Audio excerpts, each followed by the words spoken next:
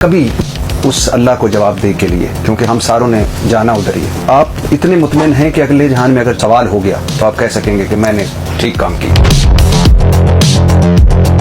आपके दौर में गंदम स्कैंडल आया था, किसानों को तकरीबन 380 अरब का नुकसान पहुंचाने वाला स्कैंडल, 35 लाख टन गंदम इंपोर्ट करने वाला स्कैंडल। क्या बना इस स्कैंडल का सर? जितने लोग मुझ पे तोहमत डाल रहे हैं, अगर वो दुरुस्त है तो मेरी जिंदगी जितनी, अगर मेरी कोई नेकी है वो उनकी, और उनके जितने गुनाह है वो मेरे। मैं अल्लाह पाक को हाजिर नाजिर, जिसने मोहम्मद रसूलुल्लाह सल्लल्लाहु अलैहि वसल्लम पे कुरान का नजूल किया है, ये ओपन होकर कि अल्लाह मेरे सारे मौत तक भी जितनी मेरी नेकी है वो उनकी। और यही आप 8 फरवरी 2024 के इलेक्शन पे भी कह सकते हैं। आपको कब इतला हुई, किसने इतला दी कि आप पाकिस्तान के 8वें निगरान वजीर आजम होंगे? ये हफ्ता 10 दिन पहले की बात होगी, जब ये डिसीजन होने जा रहा था, मुझे प्राइम मिनिस्टर शहबाज साहब की तरफ से आया था। ज़ाहिर जिनके नाम सुने जा रहे थे निगरान वजीर आजम के लिए, इन फेवरेट नामों में आपका नाम नहीं था। कैसे समझते हैं कि अल्लाह के फजल के बाद ये कैसे मोजज़ा हो गया? आपका नाम उस वक्त के अपोजिशन लीडर राजा रियाज ने प्रपोज किया और वजीर आजम शहबाज शरीफ ने इस पर फौरन हाँ कर दी। ये भी तो एक मोजज़ा ही था।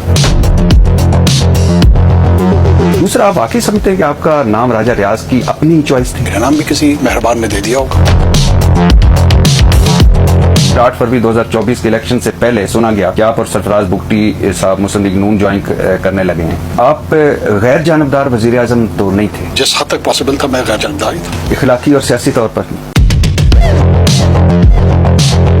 मुझे ऐसा लगता है सर कि सब कुछ प्री प्लान हो रहा था कि एक तो 3 दिन पहले असेंबली तहलील कर दी जाती है, फिर ऐसा तरमीम कर दी जाती है इलेक्शन एक्ट 2017 में, आपके पास इख्तियारात आ जाए। तो मतलब एक उस वक्त सोचा जा रहा था कि हो सकता है ये सेटअप लंबा चलाया जाए। आप इसे एग्री करते हैं?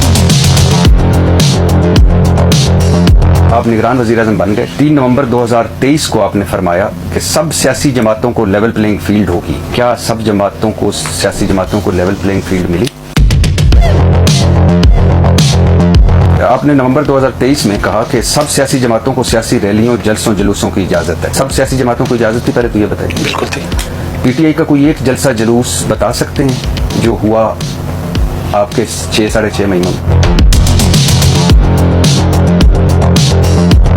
ये जो जिली इंतजामिया का मामला है कि जिसमें फलां से इजाजत लेनी है, जिली जलसा होना है, वो पीपल्स पार्टी के लिए नहीं था, वो JUI के लिए नहीं था, वो मुस्लिम लीग के लिए नहीं था, वो सिर्फ तहरीक इंसाफ के लिए था। अगर ये एडमिनिस्ट्रेटिव फ्लॉज या एडमिनिस्ट्रेटिव इनजस्टिस कोई समझता है किसी भी जमात के साथ हुई है, तो उसकी रेमेडी के लिए जो इदारे थे वो तो कोर्ट्स मौजूद थे ना, उन्होंने उसको रिस्पॉन्ड। आप क्या करने आए थे? ये आज समझते हैं कि आपने 8 फरवरी 2024 के इलेक्शन में तमाम सियासी जमातों को लेवल प्लेइंग फील्ड दी? जिस हद तक पॉसिबल था हमने दी। आप मुतमिन हैं? बिल्कुल, जिस हद तक पॉसिबल था उस हद तक। आपका ज़मीर मुतमिन है? देखिए, अब मेरा ज़मीर जो बड़ा इंपॉर्टेंट है आपका ज़मीर। जब पाकिस्तान तहरीक इंसाफ के उम्मीदवारों से कागजात नामजदगी छीने जा रहे थे, उनके कागजात नामजदगी फाड़े जा रहे थे, पीटीआई उम्मीदवारों के थोक के हिसाब से कागजात नामजदगी रिजेक्ट हो रहे थे और पाकिस्तान तहरीक इंसाफ के उम्मीदवार छुपते फिर रहे थे, हमारा निगरान वजीर आजम अनवारुल्लाह काकड़ कहाँ था? आपने पाकिस्तान की सियासी तारीख के सबसे मुतनाज़ इलेक्शन करवाए, सबसे बड़े जुर्लूज़दा इलेक्शन करवाए। अब इस पे देखिए, अमेरिका, बरतानिया, यूरोपियन मुबस्सरीन की राय देख लीजिए, फाफर रिपोर्ट देख लें, पिलडाट रिपोर्ट देख लें, पत्तन रिपोर्ट, धांधली और जबर के 64 नए जराए। आप कह रहे हैं कि आपने बड़े कोशिश के मुताबिक सही इलेक्शन करवाए। हमारा निज़ाम जो है नालायक है, ये हमारा निज़ाम नाहिल है, हमारा निज़ाम जो है ये 2 नंबरियों से भरा पड़ा है। आप चूंकि उसी की प्रोडक्ट हैं, आप भी 8 फरवरी 2024 के इलेक्शन में नालायक निकले, नाहिल निकले और आपने भी 2 नंबरियां की। हमारा निज़ाम नालायक भी है, नाअहल भी है।